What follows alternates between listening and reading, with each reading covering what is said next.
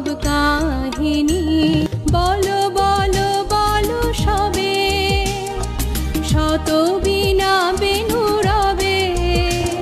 ভারত আবার জগৎ সভায় শ্রেষ্ঠ আসন লবে। ভোলেনি ভারত ভোলেনি সে কথা, অহিংসার বাণী উঠেছিল হেথা। নানক নিমাই করেছিল ভাই সকল ভারত নন্দনে।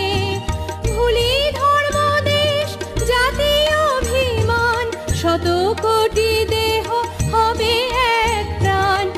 এক জাতি প্রেম